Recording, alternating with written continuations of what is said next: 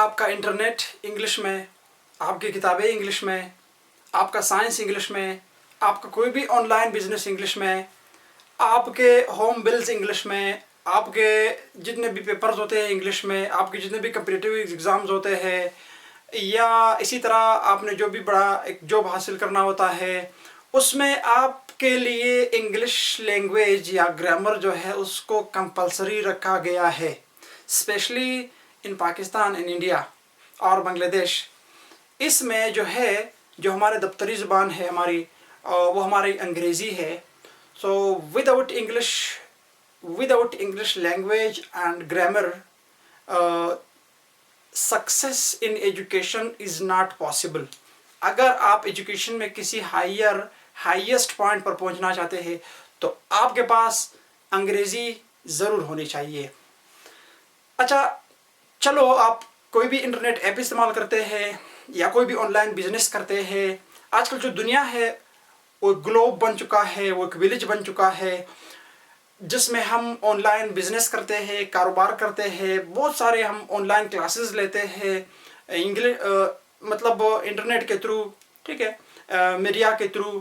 تو یہ سب کے سب جو ہے، اگر آپ اس سے انگلش مائنس کریں تو یہ ممکن نہیں ہے۔ انگلش جو ہے بہت زیادہ امپورٹنس رکھتا ہے، خصوصاً سائنٹیفک نالج کو حاصل کرنے کے لیے، یا آن لائن جو بھی بزنس ہوتے ہیں ان میں آپ کے پاس انگریزی ضرور ہونی چاہیے۔ اب سائنس نالج کی طرف آتے ہیں۔ چلو، آپ ایک میٹرک تک کسی اپنی مادری زبان میں پڑھ لیتے ہیں، یا اردو میں پڑھ لیتے ہیں، یا کسی بھی زبان میں آپ پڑھ لیتے ہیں۔ بعض ایسے ممالک ہوں گے جن میں بالکل وہ اپنے آخر تک پڑھ لیں گے، لیکن پاکستان میں جو ہے وہ آپ کو انگلش ہی میں آئیں گے، چاہے کمپٹیٹیو ایگزامز ہو، چاہے آپ لیکچررشپ کی تیاری کرتے ہیں، یا SST کی، یا کوئی بھی آپ پروفیسر بننا چاہتے ہیں، یا کوئی بھی MD MBBS ڈاکٹر بننا چاہتا ہے، تو ان کے لیے ہمارے بالکل MBBS کے جو ایگزامز ہوتے ہیں ان میں بھی انگلش کو کمپلسری رکھا گیا ہے، 20-30 نمبر ہے ان کے بھی اپنے۔ اسی طرح آپ کے ہر پیپرز میں ٹرانسلیشنز آتے ہیں، ووکیبلری آتے ہیں، سینونیم انٹونیمز آتے ہیں۔ یعنی اگر آپ انگلش کو مائنس کر لیں گے تو آپ کو جو ٹارگیٹڈ گول ہے آپ کو جو ملنے والا ہے، یا جس کی آپ خواہی ہے، آپ خواہش رکھتے ہیں، آپ کے ڈیزائرز کے مطابق آپ کو جو گول ملنے والا ہے وہ انگلش کے بغیر ممکن نہیں ہے۔ تو آپ کو انگریزی جو ہے آپ کے لیے کمپلسری لازمی رکھی گئی ہے، تو اس کو آپ نے سیکھنا ہے۔ اگر آپ میٹرک کے بعد دیکھ لیں، فرسٹ ایئر کے جو بکس ہوتے ہیں وہ تقریباً نہیں بلکہ آلموسٹ 100% جو ہے وہ آپ کے کیا ہے، وہ آپ کے انگریزی میں ہے، انگلش میں ہے۔ اگر آپ کا انگلش کمزور ہے، آپ کنسیپٹ کلیئر ہو جائے گا بے شک، لیکن آپ اس کو لکھ نہیں سکو گے۔ یا اگر آپ کی انگریزی کمزور ہے تو آپ جو کویسچنز ہے، MCQs ہے، یا اسی طرح نومیریکلز ہے، اسپیشلی کیمسٹری کے جو کچھ مخصوص اس طرح کی چیزیں ہیں، مطلب یہ کیمسٹری، بایولوجی، فزکس، یہ بغیر انگلش کے بالکل ممکن ہی نہیں کہ آپ ان کو پڑھ لیں، ان کو سیکھ لیں، ان کو آپ مطلب کسی تک پروموٹ کر سکیں۔ آپ ٹیچنگ کرو گے بھی آپ کے لیے انگلش بہت ہی زیادہ لازمی ہے، ٹھیک ہے۔ یعنی ایسے الفاظ آتے ہیں، مثال کے طور پر کیمسٹری، فزکس، بایولوجی میں تو سارے انگلش میں ہے، اگر آپ کو انگریزی نہیں آتی تو آپ ان کو ٹرانسلیٹ کیسے کریں گے؟ سائنٹیفک نالج میں ایکسپرٹیز حاصل کرنے کے لیے ان کو کہ آپ مطلب ایک سائنٹسٹ، چھوٹا سائنٹسٹ بننا چاہتے ہیں تو آپ کے لیے انگلش مسٹ ہے۔ انگلش اگر آپ کو نہیں آتا ہے، یا انگریزی کہتے ہیں آپ کو نہیں آتی ہے، اردو زبان میں بولتے ہیں، تو بالکل آپ سائنٹیفک جو نالج ہے اس کو حاصل نہیں کر سکیں گے۔ ایون آپ کی جو ڈاکٹری کی فیلڈ میں جتنے بھی ٹولز آتے ہیں، جتنے بھی میڈیسنز آتے ہیں، اور جتنے بھی تقریباً آلموسٹ جو میڈیسنز ہیں وہ انگلش میں لکھے گئے ہیں۔ اگر آپ کو انگلش نہیں آتا یا انگریزی آپ کو نہیں آتی ہے تو پھر آپ ان کو سمجھ نہیں پائیں گے، آپ ان کو سمجھ نہیں سکیں گے۔ تو ایون جو آپ کو ڈاکٹر پرچی بناتا ہے وہ بھی تو انگلش میں ہی لکھتا ہے۔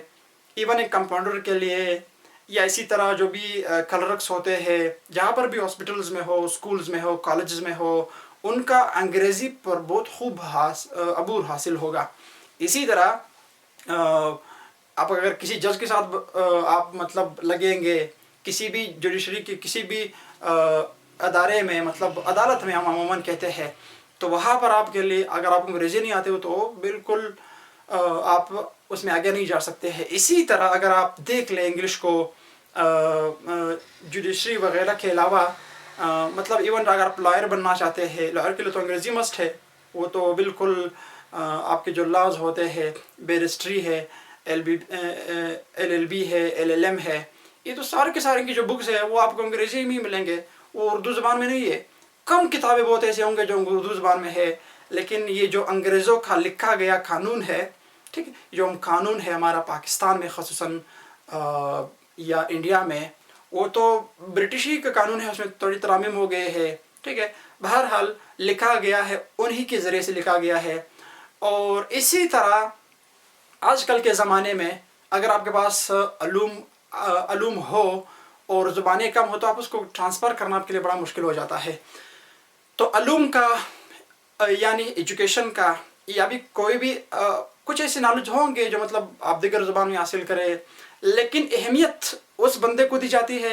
इम्पोर्टेंस किसी भी इदारे में, किसी भी जगह पर अगर कई ओहदे की बात आ जाए, किसी को अंग्रेज़ी नहीं आती हो तो उसको पीछे छोड़ दीजिए कि भाई आपको अंग्रेज़ी नहीं आती है, हम किसी ऐसे शख्स को आगे करेंगे जो अंग्रेज़ी में, इंग्लिश में भी बहुत ज़्यादा एक्सपर्टीज़ रखता हो, बहुत ज़्यादा इंग्लिश के बारे में जानता हो, अंग्रेज़ी उसको आती हो, अंग्रेज़ी समझता हो। इसी तरह हम रोज़ाना के बुनियाद पर क्रिकेट देखते हैं, रेसलिंग देखते हैं, फुटबॉल्स देखते हैं। जो बंदा अंग्रेज़ी जानता है वो बड़ा उसको इंजॉय करता है, बड़े मज़े से वो उसको देखता है। तो अंग्रेज़ी जो है वो हमारे लिए बहुत मस्ट है। हम अगर साइंस में ख़ुसूसन साइंस में अगर हम आगे जाना हो, हमें आगे जाने का इरादा हो, हम एक्सपर्टीज़ हासिल करना चाहते हैं, तो हमारे लिए जो इंग्लिश जो है वो मस्ट है, ठीक है। इंग्लिश के बग़ैर हम इन चीज़ों में कभी भी एक्सपर्टीज़ हासिल नहीं कर सकते।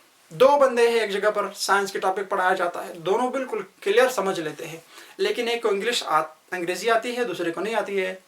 तो जो जिसको अंग्रेज़ी आती है वो उसको लिख लेता है अपनी ज़ुबान में, अपने ही मतलब अपने अल्फाज में उसको लिख लेता है।